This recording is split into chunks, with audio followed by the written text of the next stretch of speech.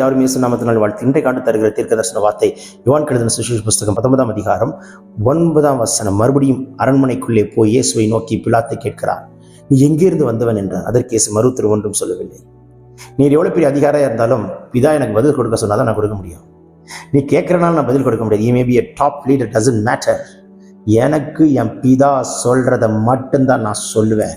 என் பிதா வாயிலிருந்து புறப்படாத ஒரு வார்த்தையும் குமாரனாய் இருக்கிற கிறிஸ்துவின் வாயிலிருந்து புறப்படாது. இன்றைக்கு நீங்களும் நானும் அப்படி இருக்கத்தக்கதான பாக்கியத்தை கற்றுக் கொடுப்பாராக. உலகமே குற்றம் சாட்டி கொண்டிருந்தாலும் கேட்கிற கேள்விகளுக்கு இயேசு பதில் கொடுக்கவில்லையே. Sometimes we have to be quiet. Sometimes we must be quiet. சில நேரங்களில் நம்ம குவைட்டாக தான் இருந்தாகணும், வாய் திறக்கக்கூடாது. சில நேரங்கள் அமைதியாக தான் இருந்தாகணும், பதில் கொடுக்கக்கூடாது.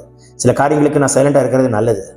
பேசிட்டு இருக்கிறவர் கர்த்தர். இயேசு ஒரு பதிலும் கொடுக்கவில்லை. நீ எங்கிருந்து வந்த சொல்லிருக்கலாமே, நான் பரத்திலிருந்து வந்தவன், பிதாவினிடத்திலிருந்து வந்தவன்.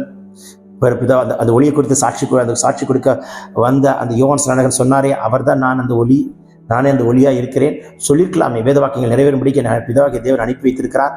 நான் தான் அது மேசியா என்கிறவர், ஜீவனுடைய தேவனுடைய குமாரனாகிய கிறிஸ்து. ஏகப்பட்ட சொல்லிக்கலாம். ஜீவாப்பம் நானே என்று சொல்லியிருக்கலாமே. இயேசு ஒரு வார்த்தையும் பேசவில்லை.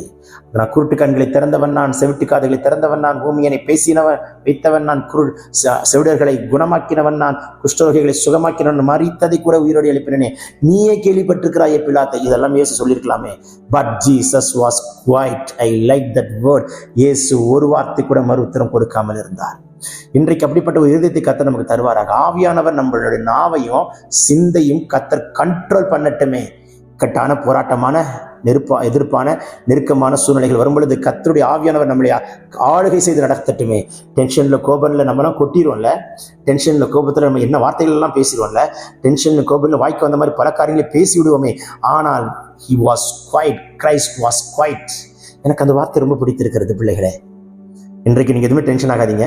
என்ன வந்தாலும் குவைட்டாக இருங்க. பேசுகிற இடத்துல மட்டும் பேசுங்க. பேசக்கூடாத இடத்துல அமைதியாக இருந்துருங்க. நீங்கள் ஜெயிச்சிருவீங்க, கண்டிப்பாக ஜெயிப்பீங்க. இதனால் முடியும்போது சாட்சி சொல்ல கர்த்தர் கிருபை தருவார். பேசிக்கொண்டிருக்கிற ஒரு பரிசுத்த ஆவியானவர் நாவை அக்கினியில் அபிஷேகத்தை கர்த்தர் பேசிக்கொண்டிருக்கிறார். பிறந்தநாள் திருமண காண்பவர்களுக்கு பரலோகம் கொடுக்கிற பரிசை பார்க்கிறேன். வியாதி நீங்கட்டும், பலவீனம் மாறட்டும், கட்டு முறிக்கப்படட்டும். இயேசு நாமத்தினாலே பெற்றுக்கொள்ளுங்கள் விடுதலை. Take this prophetic word.